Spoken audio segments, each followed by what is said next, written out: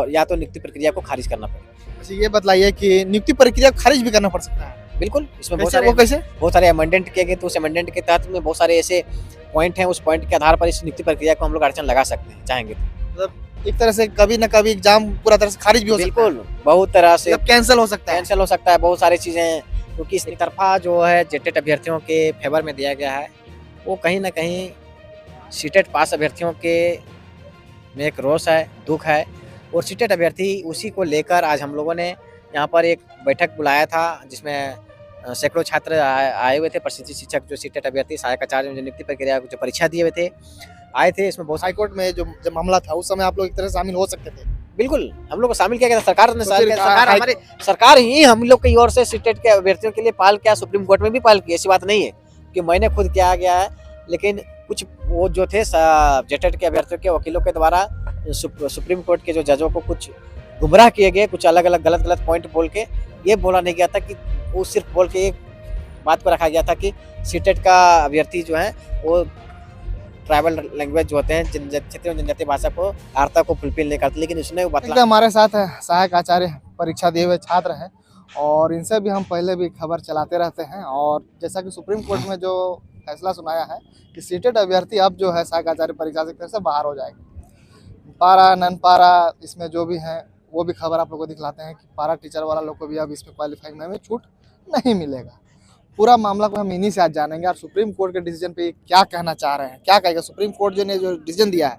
अब जैसा कि हाईकोर्ट में भी मामला चल रहा है, किस प्रकार देख रहे हैं दोनों? देखिए, माननीय सुप्रीम कोर्ट के द्वारा जो कल जजमेंट दिया गया था, 1 सितंबर में 3 दिन बहस होने के बाद, इतने दिन के बाद केस को रिजर्व रखने के बाद जजमेंट कल अचानक देकर एक तरफा जो है जेटेट अभ्यर्थियों के फेवर में दिया गया है, वो कहीं न कहीं सीटेट पास अभ्यर्थियों के में एक रोष है, दुःख है, और सीटेट अभ्यर्थी उसी को लेकर आज हम लोगों ने यहाँ पर एक बैठक बुलाया था, जिसमें सैकड़ों छात्र आए हुए थे। प्रशिक्षित शिक्षक जो सीटेट अभ्यर्थी सहायक आचार्य जो नियुक्ति प्रक्रिया जो परीक्षा दिए हुए थे, आए थे। इसमें बहुत सारी चीज़ों को मैंने बिंदुवार तरीके से चर्चा हुई कि क्या-क्या कारण से जो हम लोग को नियुक्ति प्रक्रिया से बाहर किया जाता है। पहला नियुक्ति प्रक्रिया में बाहर किया गया है हम लोग को कि जो सीटेट पास अभ्यर्थी हैं, वो जनजातीय एवं क्षेत्रीय भाषा की आर्ता को फुलफिल नहीं करते हैं।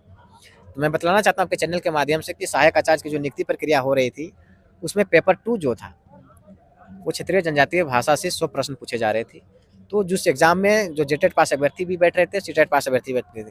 अगर जेटेट पास अभ्यर्थी अगर क्षेत्रीय जनजातीय भाषा की इतनी ही आर्ता रखते हैं, तो इसमें तो वो ज़्यादा नंबर ला सकते थे, लेकिन हम भी तो आर्ता रखते हैं, क्योंकि मैं भी झारखंड से हूँ और 2016 के बाद झारखंड में जेटेट का एग्जाम नहीं होता है, तो हमारी क्या गलती है इसमें? सरकार की गलती है।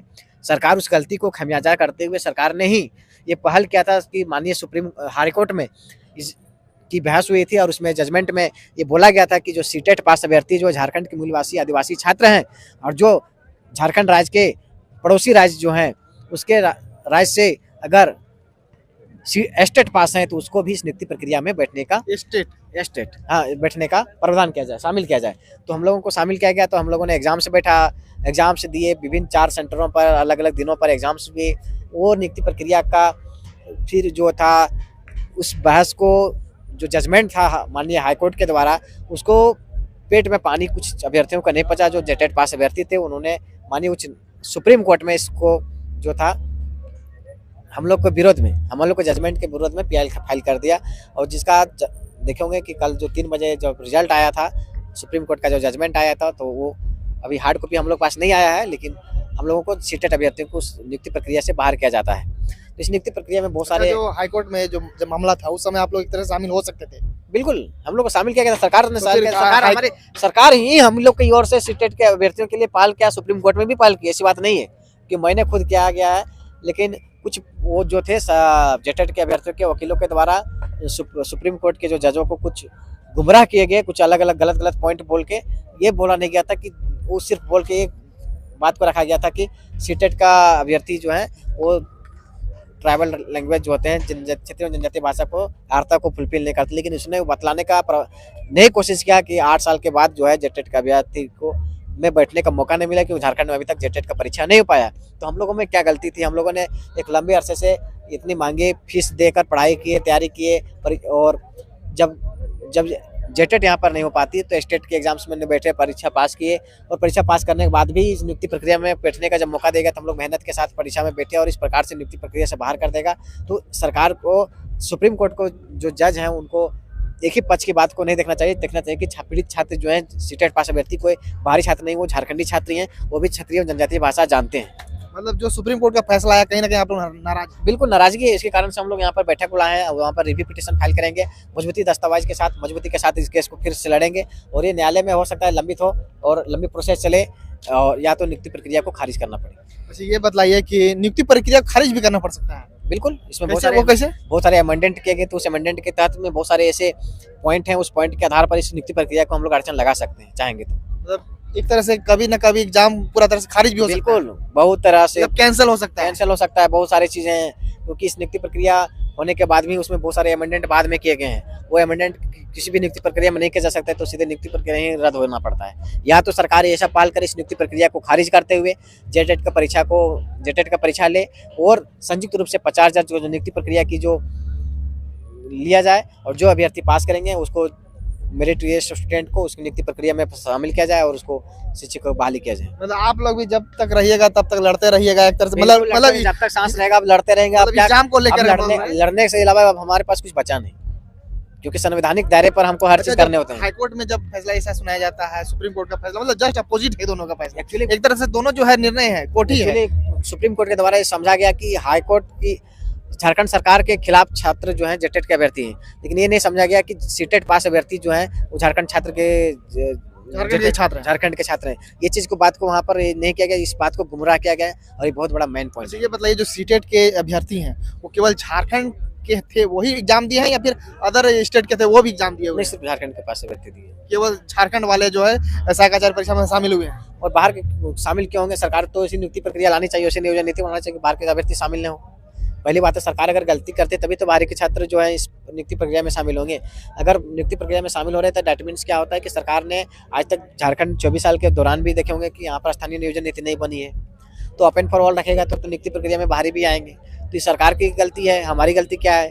हम जैसे झारखंड के व्यक्ति ऐसे भी पढ़ने में छात्र जो है, झारखंड पिछड़ा हुआ क्षेत्र है, पिछड़े हुए स्कूलों में शिक्षक नहीं रहते हैं, जिसके कारण झारखंड ऐसे भी पिछड़े हुए होने के कारण जो होते हैं, हम दूसरे राज्यों के बच्चों के साथ उतना टक्कर नहीं दे सकते हैं। क्योंकि बिहार राज्य देखिएगा कि बिहार राज्य में नालंदा यूनिवर्सिटी, तक्षशिला यूनिवर्सिटी हुआ करते थे, वो हमसे पहले से जो बड़े भाई हैं पढ़ने में समृद्ध थे और हर तरह से शिक्षा के क्षेत्र में समृद्ध थे। झारखंड पिछड़ा हुआ है, शुरू से है झारखंड है, तो झारखंड के व्यक्तियों को हम दूसरे राज्यों से तुलना नहीं कर सकते हैं। अगर ये बाहरी का स्टूडेंट आएंगे तो यहाँ पर कट ऑफ ज़्यादा जाएगा, तो यहाँ पर क्या होंगे कि यहाँ का जो मेरिटोरियस स्टूडेंट है झारखंड के, उस नियुक्ति प्रक्रिया में नहीं आ पाएंगे। अच्छा, पारा टीचर का भी कुछ मामला आया था कुछ दिन पहले की मामला था कि उन लोग ने कुछ रखा था कि मिनिमम कट ऑफ रखा जाए, क्योंकि पारा शिक्षक जो थे लंबे अरसे से पढ़ा रहे हैं, कम से कम 15 से 20 साल तक पढ़ाए हैं, और सही बात है उनकी मांग भी जायज़ थी, क्योंकि अगर सही में अगर 20 साल से वो पढ़ा रहे हैं तो पढ़ाने में उसके पास स्किल्स हो चुकी है। अब वो रिटायरमेंट करने वाले कितने रिटायर कर चुके, कितने की आयु सीमा खत्म हो गया, किसी का डेथ भी हो गया, तो इस नियुक्ति प्रक्रिया में उसको मिनिमम क्वालिफाई करके उसको नियुक्ति प्रक्रिया में शामिल करना चाहिए, क्योंकि बहुत दिनों तक झारखंड के छात्रों को सेवा की है। आज हम लोग उन्हीं को पढ़ाए हुए छात्र हैं, आज हम लोग भी उन लोग के साथ लड़ाई लड़ रहे हैं, तो हम उन लोग के साथ वो हमारे गुरु के समान थे, आज उन लोग के साथ हम लोग लड़ाई नहीं कर सकते हैं। तो सरकार को इसकी पहल करनी चाहिए। मैं उसके लिए सरकार से भी निवेदन करता हूँ कि पारा शिक्षकों की नियुक्ति प्रक्रिया मिनिमम कट ऑफ पर उसको तुरंत नियुक्ति प्रक्रिया करिए और वेतनमान में भी वृद्धि करिए, क्योंकि बहुत लंबे अरसे से पढ़ा रहे हैं और अपनी पूरे पूर्णकाल जीवन जो है छात्रों के प्रति समर्पित करते हैं। क्वालिफाइंग मार्क्स में छूट नहीं मिलेगा, इस तरह की बात आ रही थी। नहीं मिलेगी, इसके लिए जजमेंट दिए गए थे मानिए, लेकिन सरकार इस पर पहल कर सकती, सरकार चाहेगी तो उसकी नियुक्ति प्रक्रिया में डायरेक्ट शामिल कर सकती। सरकार अलग से वैकेंसी को क्रिएट करके सिर्फ पारा शिक्षक को कर सकती है, ये भी सरकार के पास प्रावधान है, नियम है, बना सकते हैं, कैबिनेट में इसको पारित किया जा सकता है। पारा शिक्षक को देना चाहिए, क्योंकि पारा शिक्षक ने बहुत मेहनत की है, बहुत दिनों तक उन्हें छात्रों को पढ़ाया है। आज उसी के पढ़ाए हुए बहुत सारे छात्र जो है सीटेट जेटेट के नाम से लड़ाई लड़ रहे हैं, आज उसी का देन है। आगे अब क्या करने वाले हैं? क्योंकि हम तो देखिए साकाचार्य का आपसे पहले भी लिए थे, पर कल जो है कोर्ट में एक तरह से बड़ा डिसीजन आया। अब आगे आप लोग क्या करने वाले हैं? क्या फिर से आप लोग रिव्यू के लिए कोर्ट में फाइल करेंगे? उसके बाद बहुत सारी चीजें को जो फिर निर्णय ले जाएंगे सर समिति के साथ, सारे चीजें जो हमारे प्रशिक्षित शिक्षकों के द्वारा, तो फिर उस बातों को मैं हमारे जो पॉइंट आएंगे उसके कंक्लूजन के अकॉर्डिंग फिर मैं आपके चैनल के माध्यम से हम आपके जितने भी दर्शक हों उसको मैं बतलाने के कष्ट करूँगा। मतलब आप लोग जब तक पूरा मामला जब तक नहीं मतलब अपने मन में संतुष्ट नहीं होते हैं तब तक कोर्ट में एक तरह से मामला चलता रहेगा। जजमेंट का हार्ड कॉपी हम लोग पास नहीं आ पाई, हार्ड कॉपी आएगी तो फिर उस पर हम लोग अध्ययन करेंगे। अध्ययन करने के बाद क्या क्या पॉइंट है, क्या फॉल्ट है, किस फॉल्ट के कारण हम लोग को बाहर किया गया है, इस चीज़ को पहले जानना पड़ेगा। क्योंकि पहले आपके पास होनी चाहिए कि क्या गलती के कारण से आपको बाहर किया गया। तो सबसे पॉइंट अगर हमारे पास आ जाएंगे तभी हम मजबूती के साथ, मजबूती दस्तावेज के साथ इस लड़ाई को लड़ सकते हैं। अंतिम प्रश्न मेरा आपसे रहेगा कि झारखंड में जितना भी एग्जाम है, आप सीजल ले लीजिए, अभी जिसका आप बात कर रहे हैं, और टीजीटी ले लीजिए, पीजीटी ले लीजिए, सब एग्जाम जो है कोर्ट में जाके लटक जाता है। किस प्रकार देख रहे हैं? फैसला नहीं आ पाता है। बिल्कुल सरकार के छात्र कहाँ जाएंगे? सरकार के साथ साथ यहाँ के माननीय उच्च न्यायालय को भी इस पर पहल करनी चाहिए।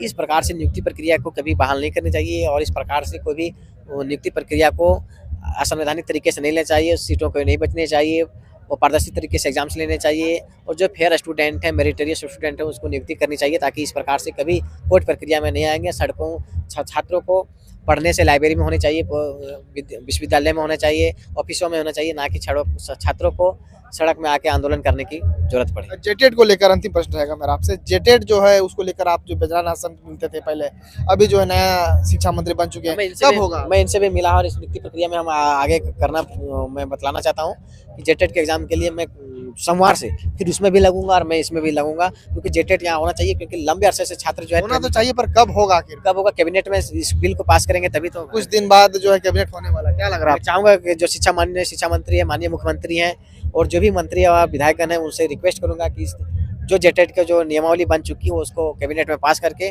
और उसको जैक में भेजा जाए और उसको सिलेबस के आधार पर उस पर परीक्षा लिया जाए और ताकि जेटेट के अभ्यर्थी पास करेंगे और जो भी सरकारी विद्यालय में इतनी शिक्षकों की कमी है उस शिक्षकों की कमी को दूर किया जाए। बात हुआ है शिक्षा मंत्री से? रामदास सोरेन से बात हाल फिलहाल में हमको लगभग 1 माह के अप्रोच हो चुका है।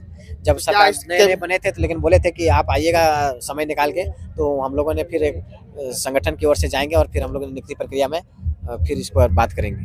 क्या अभी इस कैबिनेट में हो पाएगा जेटेट का समर्थन? आशा लगाए रहते हैं हम लोग। कैबिनेट की जब बैठक होती है तो हम लोग बहुत अरसे के साथ इंतजार के साथ टकटकी लगा के देखते हैं, लेकिन जब अंतिम निर्णय में नहीं आती तो हम लोग में बहुत ज़्यादा दुखी की भावना आती है। अंत में छात्रों को क्या मैसेज दीजिएगा? आप संगठित रहिए और पढ़िए और लड़िए। झारखंड में जब जन्म लिए हैं तो आपको पढ़ना भी होगा, लड़ना भी होगा, क्योंकि तभी यहाँ पर नियुक्ति प्रक्रिया होगी। क्योंकि यहाँ पर बहुत सारे जो हैं शिक्षा माफिया भी यहाँ पर घूम रहे हैं। शिक्षा माफिया भी है? बिल्कुल, कैसे नहीं। शिक्षा माफिया मतलब क्या बोले? शिक्षा पेपर लीक जो होते हैं वो क्या होता है? पहले बालू होता था, बालू बेच दिया जाता था, कोयला आता था, कोयला बेच देता था, कोयला माफिया कहा जाता था।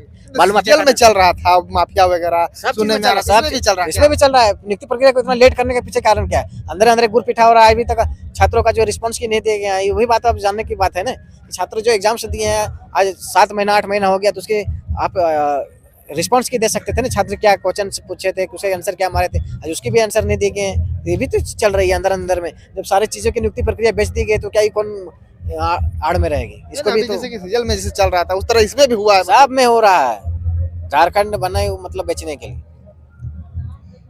क्या कहिएगा अब आगे? आप लोग जो है कोर्ट आगे होगा, संगठित होइए, लड़ते रहिए और इस प्रकार से हम लोग जो भी होगी हम लोग आपके चैनल के माध्यम से और अलग अलग माध्यम के माध्यम से, ग्रुप के माध्यम से हम लोग सभी को बातों को अपना बताएंगे। धन्यवाद। तो देख सकते हैं जिस प्रकार सहायक आचार्य परीक्षा का सुप्रीम कोर्ट ने फैसला दिया है उसको लेकर छात्र कहीं ना कहीं सीटेट वाले नाराज हैं और ये लोग फिर से जो है एक तरह से कोर्ट में जो है जाएंगे और रिव्यू के लिए मांग सकते हैं कि फिर से आप इसमें जांच कीजिए कि क्या हम लोग नहीं दे सकते, क्योंकि हम लोग भी झारखंड के छात्र हैं। अब देखने वाला मामला होगा कि आखिर में छात्र लोग क्या क्या करते हैं। जो कुछ अपडेट होगा वो भी देंगे, चैनल के साथ बन रहेगा। धन्यवाद।